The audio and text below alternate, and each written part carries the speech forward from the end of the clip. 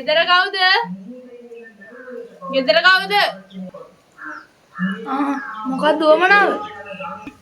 මම ජනහා සංඛ්‍යා ලේඛන දෙපාර්තමේන්තුවේ. අපි සංගණනයක් කරනවා. ඉතින් මම මොකද්ද කරන්න ඕනේ දැන්? මට කියන්න බලන්න ඕනේ පවුල කී දෙනෙක් ඉන්නවද කියලා.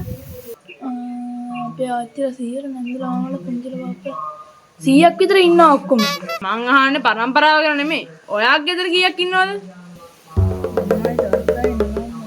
ඔක්කොම 10ක් ඉන්නවා. 10ක්?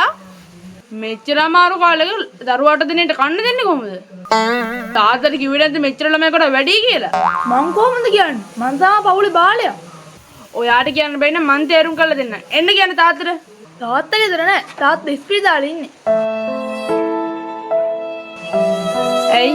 තාත්තට මොකද වෙලා තියෙන්නේ? තාත්තට මුකුත් වෙලා නෑ. අම්මා නවත්තලා ඉන්නේ. ඇයි? අම්මට ලොකු අසනීපයක්ද? අම්මා චූටි මල්ලි කෙනෙක් අරගෙන එන්න යන්නේ. ඈ? खत्म